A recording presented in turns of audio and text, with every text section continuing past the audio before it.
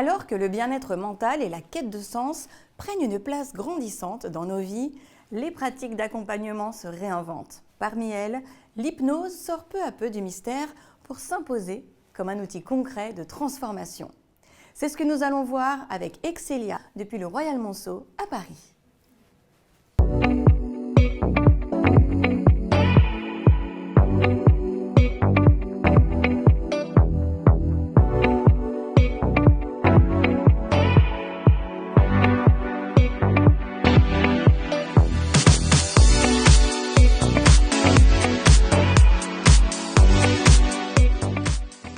Bonjour Kevin Ramschern, merci beaucoup d'être avec nous aujourd'hui.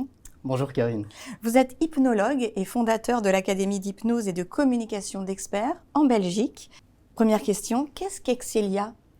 Excelia est l'entreprise que j'ai créée et qui a comme vocation d'aider les personnes à travers des outils tels que le coaching, la consultance et l'hypnose.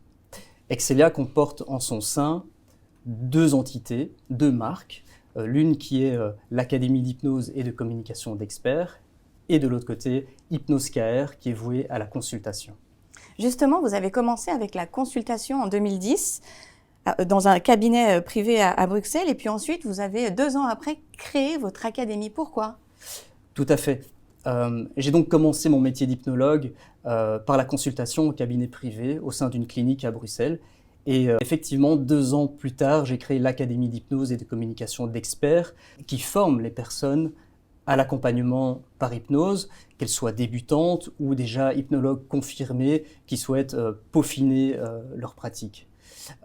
C'est vrai que ma première passion a été la consultation, et elle l'est toujours d'ailleurs, parce que je trouve toujours incroyable de voir comment une séance d'hypnose peut vraiment transformer la vie des personnes qu'on accompagne. Et en plus de ça, ça fait vraiment écho et sens dans mon chemin de vie. Mais très vite, j'ai senti l'envie de partager ça. Et donc pour moi, la transmission, l'enseignement n'est qu'une prolongation finalement de ma pratique. C'est quelque chose que j'adore. J'aime décoder, analyser et amener finalement les personnes à comprendre d'une manière beaucoup plus fine ce qui se joue derrière une séance d'hypnose. Et donc chaque suggestion, chaque mot, chaque silence est pesé et est décodé. Justement, votre approche repose sur une idée forte. L'hypnose n'est pas un mystère, mais un outil accessible pour transformer sa vie. C'est vrai que lorsqu'on parle d'hypnose, on se dit, bon, c'est un peu bizarre, mystérieux, on ne comprend pas trop. Tout à fait. Et si vous voulez, mon entreprise poursuit 3 axes pour démystifier l'hypnose et pour la rendre accessible. Premièrement, il y a la partie consultation en cabinet privé. Ce sont des séances personnalisées ou en groupe qui sont dédiées à créer du changement pour les personnes qui viennent consulter, que ce soit en matière de gestion du poids, d'arrêt du tabac, de gestion des douleurs, et puis on a tout le volet des traumatismes, des chocs émotionnels, de la gestion émotionnelle aussi, et puis la gestion de la douleur aussi, la douleur chronique, typiquement les fibromyalgies. Et deuxièmement, les formations et séminaires à visée pédagogique pour former les personnes à la pratique de l'hypnose et à toutes ses subtilités. Et dernièrement, je dirais qu'il y a aussi les séances publiques qui sont ouvertes à toutes et tous, où on va définir ce qu'est l'hypnose, ce qu'elle n'est pas, avec une mise en lumière aussi sur les études qui sont menées aujourd'hui, et notamment grâce à l'avènement des neurosciences et de l'imagerie médicale. Vous l'avez dit, vous formez des hypnologues. Qu'est-ce qui distingue votre enseignement des autres ? Ce qui distingue mon enseignement des autres, finalement, c'est que je ne me contente pas d'enseigner des techniques. Je cherche à amener les étudiants à comprendre en profondeur ce qui se passe, pourquoi ça se passe et pourquoi ils font ce qu'ils font, mais aussi d'une manière à pouvoir faire en sorte qu'ils puissent s'adapter à la personne qui est en face d'eux. Et donc ça passe par un approfondissement du décodage, de l'intention, et puis aussi de ce qui n'est pas dit par les mots de la personne.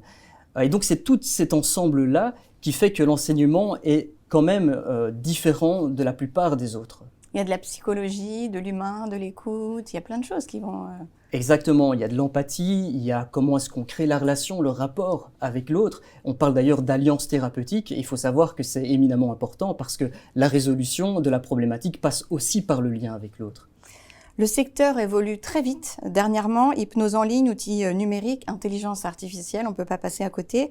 Comment est-ce que vous conciliez technologie et présence humaine? Alors c'est vrai que depuis plusieurs années, on assiste à une digitalisation des services en ligne, que ce soit la consultation, les formations, les webinaires. Et c'est très bien parce que ça répond à une demande de flexibilité, d'accessibilité de la part des personnes. Deuxièmement, on a aussi le développement de l'intelligence artificielle et notamment des outils d'intelligence artificielle conversationnelle. Donc ce sont des sortes d'agents dialogueurs qui jouent le rôle de support psychologique.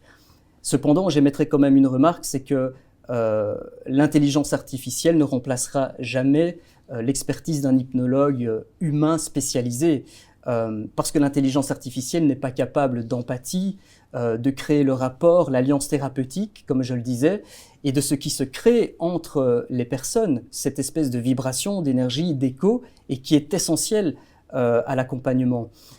L'intelligence artificielle, tout au plus, crée l'illusion d'une relation. Et puis, dernièrement, je note une recrudescence des convergences avec les autres thérapies, et d'ailleurs aussi d'une médecine de plus en plus intégrative. Elle n'est pas facile celle-là, si vous deviez résumer ce que vous faites en une phrase. En une phrase, je pense que ça synthétise bien mon approche, c'est tu n'as pas besoin qu'on t'ouvre la porte, tu as juste besoin qu'on te rappelle que tu as la clé. Kevin, merci. Vous ne Avec m'avez plaisir. pas hypnotisé pendant l'interview. Peut-être. Oh, je le saurai jamais. Ce que l'on retient en tout cas, c'est qu'au-delà de la technique, la vraie réussite, c'est d'aider chacun à trouver la clé, vous l'avez dit, qu'il avait déjà en lui. Merci à vous de nous avoir suivis et à très vite sur Forbes.fr.